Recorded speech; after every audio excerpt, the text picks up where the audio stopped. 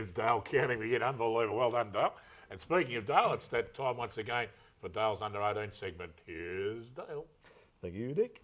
No, Inverleigh travelled out to the Western Oval on the weekend to take on Geelong West St Joseph's, and they had a win, and it was pretty hard fought. So St Joey's boys, well, Geelong West St Joey's boys doing really well. 9-15-69 Inverleigh to defeat the Geelong West side 6-7-43. Goals for Inverleigh, their main goal scorers were Perrott, Stinton and Muir, all with 2. Better players there, Muir, McConaughey and Hill.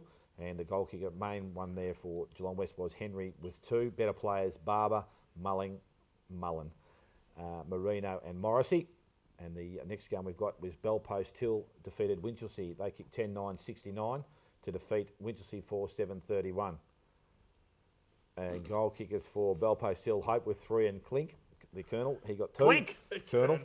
And better players, N. Martinu, O'Mealy and Rockhour were their better players. And for Winchelsea, Dunkley was their goal kicker with 2, or their main goal kicker. Better players, Altamari, Sawney and McKernan. Belmont Lions, they were second on the weekend. They defeated Bannockburn, who were 5th, and now 6th now. So we're out of the 5. Gone. Says the boys. There are a lot of important games coming up. But Belmont Lions, 13-11-89, defeated Bannockburn 11-4-70. John kicked 8 and Vickers 2. Better players, Fry, Kenyon and Dickinson. And for Bannockburn, the Walpole brothers, 1 with 5. Tommy and Aaron with 2. Better players, Nick Stone, Husson, McFadden and Maguire. North Geelong, 17-12, 114 to defeat Werribee 1-4-10. And the coach not happy with their performance, made them train Sunday morning, Dick, so there's one for you. Well, just goals, a narrow defeat. Yeah, no, they wasn't happy. Too many turnovers, he said. But goals for North Geelong, Kingwell 4, Podner and McGlinchey 3, Doak with 2. Better play Eels, and he's must be going real well because he's been best players every week now.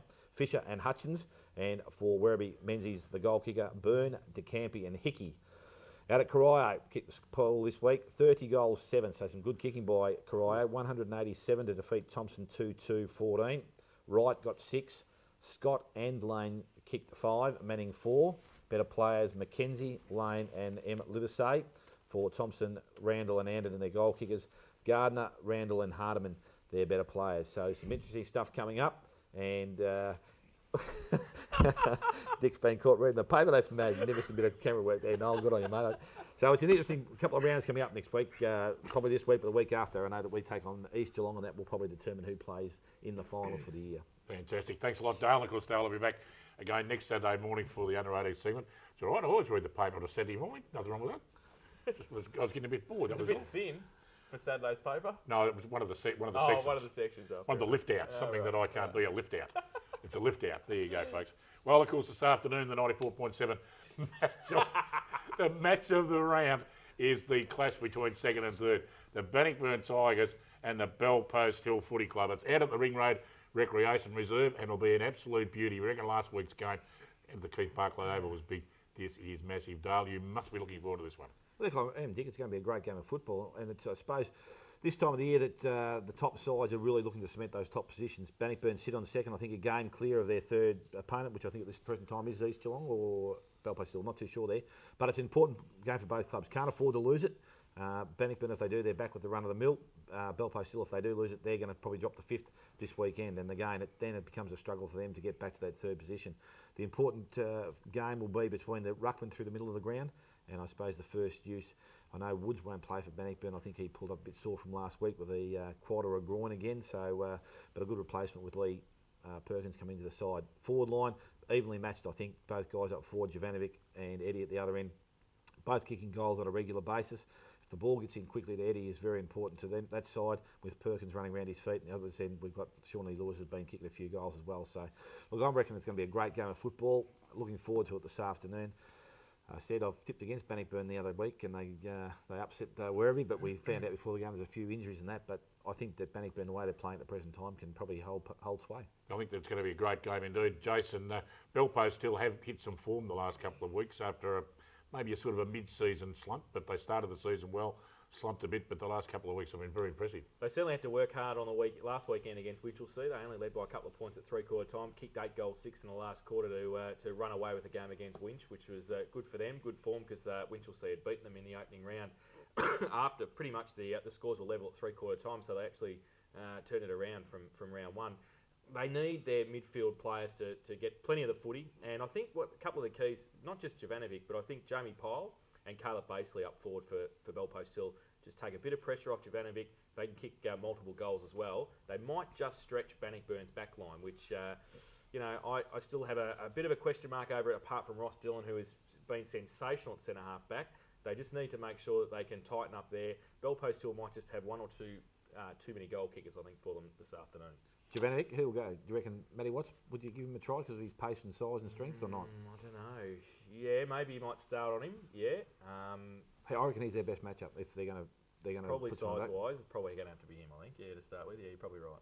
Don't let him kick out though. No, Matty's had a bit of trouble in the last few weeks with some of his kicks, especially at North Geelong a couple of weeks ago. But I think if Ross Dillon can probably play at centre half forward on Basley or Jamie Pole plays there or something like that, it'll be interesting to see. Gergich will play at the other end, whether he plays on Eddie or depends on who else is going to play this afternoon for the Tigers. That's the other thing is injuries and people being out of the team. They really need to start and get their best teams back on the park in the lead up to the finals. So, Bannockburn for you. Yeah, I think they've been going nicely, and they've got a number of goal kickers through their forward line now. Paddy Dillon's kicked a couple over recent weeks, so he sort of helps up. I know that early on it was Tristan Battaglia having that free roaming role in the forward line. Link Peters, he's another important player to the Bannockburn side now. And as I said, you've got Dean Perkins, I think he's just a pretty classy, smart finisher, and if he can get forward and get enough goals, then they give themselves a great opportunity. So I reckon it's going to be a really good contest. And what was your selection, Jason? No, I'll stick with the ring raid specialist. I'll stick with Bell Post Hill. I reckon there might be a chance. It'll be a fantastic game indeed. Of course, if you can't get out there, you can tune into 94.7 The Pulse from 1:30 this afternoon and get a blow-by-blow description of this fantastic game with all the boys.